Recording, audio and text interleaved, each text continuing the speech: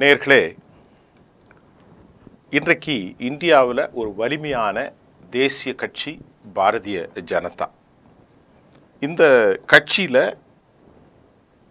ஏராளமான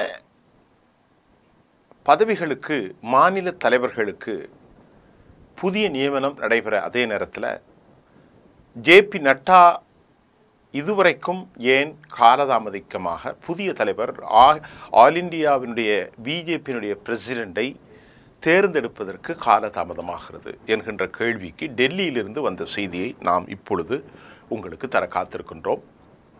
தமிழ்நாட்டின் ஊடகங்கள் பலவித செய்திகளை புனைத்து, அதாவது புனையப்பட்ட செய்திகளாகவும் இருக்கும்.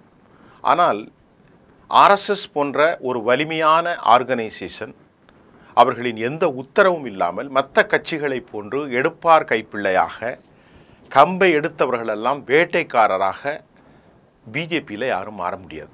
அதுதான் பிஜேபி. மோடிக்கு அமித்ஷாவுக்கு அதில் உரிமை இருக்காது, எடுக்கலாம். இருந்தாலும் மிகப்பெரிய அளவில் முடிவுகளை எடுக்கின்ற போது அதனுடைய பேரண்டல் ஆர்கனைசேஷன் என்று சொல்லக்கூடிய தாய் அமைப்பான ஆர்எஸ்எஸ்னுடைய முழு சக்தி உத்தரவு அனுமதி பெறாமல் இவர்கள் செய்ய முடியாது. ஆகவே தற்போது ஜே.பி. நட்டாவினுடைய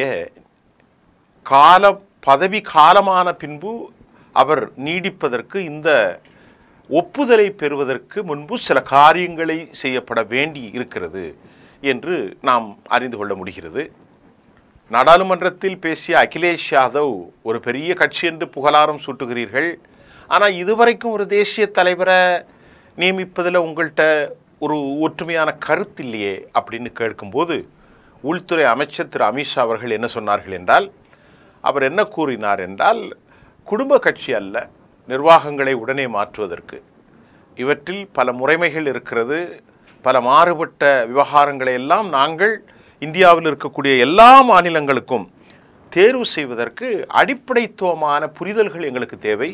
ஆகவே உங்களை போன்று எடுத்தேன் கவிழ்த்தேன் என்று குடும்ப கட்சி நடத்துவது நாங்கள் இல்லை என்று அவரை வாயடைத்து விட்டார் என்றுதான் நாம் சொல்ல வேண்டும். அதில் நிறைய உண்மை இருக்குது. இந்த குடும்ப கட்சி நடத்துகிறதெல்லாம் பிஜேபியில் கிடையாது, கம்யூனிஸ்ட்லேயும் கிடையாது. ஆகவே திமுகவை போன்று இங்கே விவகாரங்கள் காங்கிரஸ் கட்சி போன்றெல்லாம் அங்கே நடக்காது. இரண்டாவது, இந்த நிலையிலே பாரதிய ஜனதாவினுடைய தேசம் முழுவதும் இருக்கக்கூடிய 37 மாநில தலைவர்கள் பதவிகள் உள்ளன. இதில் 19 மாநிலங்களில், மொத்தம் ஆல் இண்டியா லெவலில் ஒரு 19 ஸ்டேட்டில் புதிய மாநில தலைவர்கள் தேர்ந்தெடுக்கப்படுகிறார்கள் என்ற செய்தி, தேர்ந்தெடுக்கப்பட வேண்டும் என்ற செய்தியும் நமக்கு கிடைத்திருக்கிறது டெல்லியிலிருந்து. அந்த அடிப்படையில் பார்த்தா இப்போ தற்போது ஜனவரி பிப்ரவரி மாற்றமே புதிய தேசிய தலைவர் தேர்ந்தெடுக்கப்படுவார் என்று எதிர்பார்க்கப்பட்டது ஜே.பி. நட்டாவுக்கு பதில்.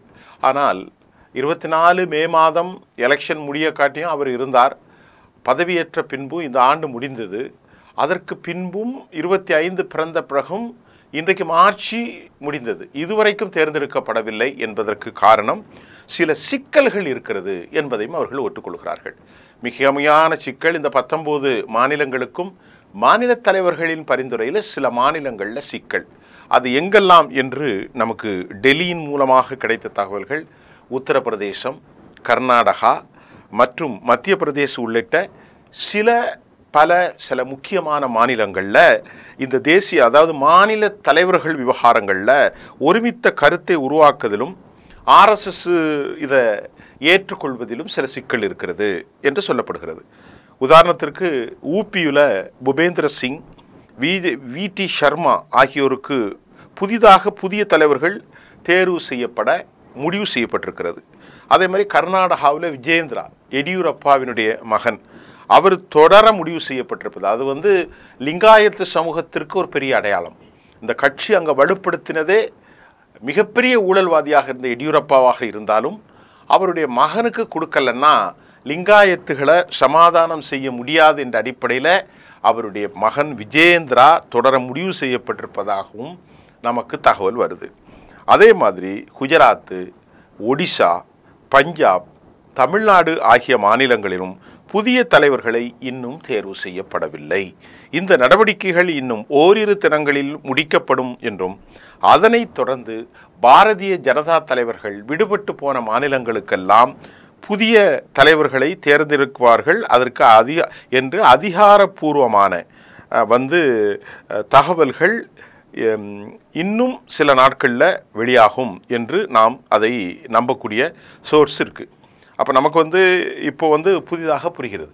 இதற்கு இடையில் தமிழ்நாட்டில் ஒரு தலைவர் தேர்ந்தெடுக்கப்படணும் என்றால் கிட்டத்தட்ட 95 விழுக்காடு தமிழ்நாட்டுடைய தலைவராக அண்ணாமலை மாற்றப்பட போகிறாரோ என்று நமக்கு நம்புவதற்கு ஏராளமான சாத்தியக்கூறுகள் இருக்கிறது. எப்படி என்றால், நேற்றைக்கு ஒரு மெயின் ஸ்ட்ரீம் மீடியாவிலிருந்து ஒரு செய்தி வந்தது. அந்த செய்தியில் எப்படி போட்டிருந்தார்கள் என்று சொன்னால், வழக்கத்திற்கு மாறமாக அண்ணாமலை இருக்கும் இடத்தில் அவர் மேடையில் அமரவில்லை. அதற்கு பதிலாக நான் சொல்கிறது ரொம்ப ரொம்ப ரொம்ப ரொம்ப ஆதாரமான செய்தி, மெயின் ஸ்ட்ரீம் மீடியாவில் வந்த செய்தி. அதற்கு பதிலாக நயினார் நாகேந்திரன் அமர்ந்து வைக்கப்பட்டார்.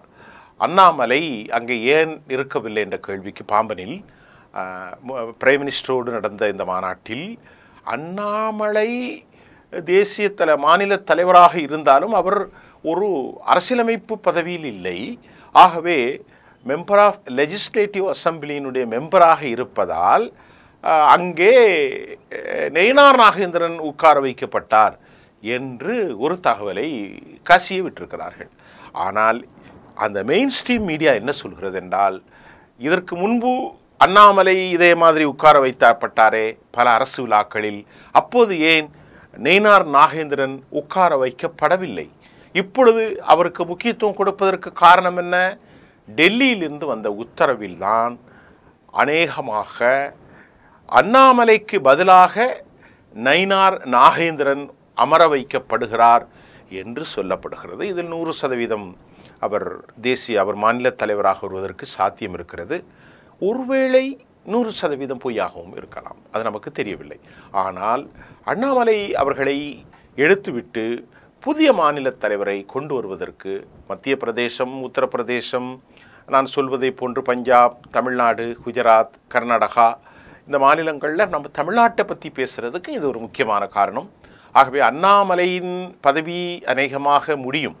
அவரை கூட ஒப்புக்கொண்டிருப்பதாகவும் கூட சில செய்திகள் அரசியல் புரசலாக அல்லாமல் நேரடியாகவே சொல்கிறது. அவருடைய செயல்பாட்டில் கொஞ்சம் மௌனிக்கக்கூடிய ஒரு பின்னடைவு காணப்படுகின்றது.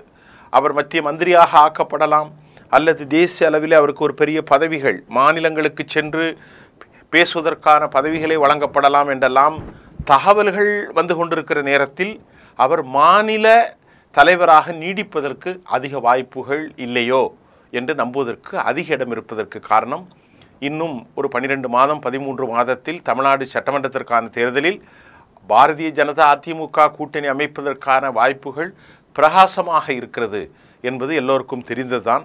அந்த ஒரு நிலை வருகின்ற போது அதிமுகவினுடைய மெயின் டிமாண்ட் பேரறிஞர் அண்ணா அவர்களை பற்றியும் மறைந்த தலைவர் செல்வி ஜெயலலிதா அம்மையார் அவர்களை பற்றியும் அதிமுகவை பற்றியெல்லாம் ஒரு தவறுதலாக பேசி ஒரு பெரிய டிசென்ட் வாய்ஸை ஏற்படுத்தி பழனிசாமிக்கு எதிரான கடுமையான சொல்லாடல்களை, கடும் கோட்பாட்டு வார்த்தைகளை பயன்படுத்தினார் என்று இவர் மீது அதிருப்தி இருப்பதால் இவர் இருந்தால் சரி வராது என்று பாஜக அந்த முடிவு எடுத்திருக்கலாம் என்றும் நம்புவதற்கு அதிக வாய்ப்பு இருக்கிறது. இதற்கிடையிலே நிர்மலா சீதாராமன் கிண்டியில் இருக்கக்கூடிய சோலா ஹோட்டலில் தலைவர்களை, தமிழகத்தினுடைய லோக்கல் தலைவர்கள், கருணாகராஜன் போன்ற தலைவர்கள், வானதி சீனிவாசன், மிக முக்கியமான தலைவர்கள், சூர்யா போன்ற தலைவர்களை வைத்து அரசினுடைய நலத்திட்டங்களை மக்களிடத்தில் எப்படி கொண்டு செல்வது என்று அவர் ஆலோசனை நடத்தியிருப்பதாகவும் சொல்லப்படுகின்றது. அவர் தமிழ்நாட்டுடைய மதுரை சேர்ந்தவர்.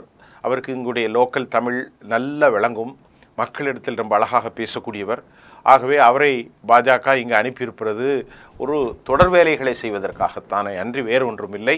பாஜகவினுடைய 2வது கோல், அவர்கள் வழக்கம் போல இப்படித்தான் கபலீகரம் செய்வார்கள். அரசியல் ரீதியாக முதலிலே அப்படியே பேசுவார்கள், அதற்கு பிறகு கூட்டணி அமைப்பார்கள், அதற்கு பிறகு ஆட்சியிலே பங்கு என்பார்கள், அதற்கு பிறகு இவர்களை எல்லாம் காலி செய்வார்கள். இதைத்தான் உத்தரப்பிரதேசத்தில், அதாவது நிதிஷ்குமாருக்கு இப்பொழுது ஏற்பட்டிருக்கிற நிலை. இதுதான் மதசார்பற்ற ஜனதாதளத்துக்கு ஏற்பட்டது, இதுதான் உத்தவ் தாக்கரேக்கு ஏற்பட்டது. இப்பொழுது தமிழ்நாட்டில் ஆமை பூந்த கதையாக அவர்கள் இன்றைக்கு அதிமுகவை காலி செய்ய போகிறார்களோ என்ற பேச்சை நாம் எடுத்திருக்கிற ஒரு நிலையில் அண்ணாமலையினுடைய வெளியேற்றம், பதவி பறிப்பு தவிர்க்க முடியாத ஒன்றாக இருக்குமோ என்று நம்ப அதிக வாய்ப்பு இருப்பதுதான் இந்த செய்தியினுடைய சாராம்சம். நன்றி.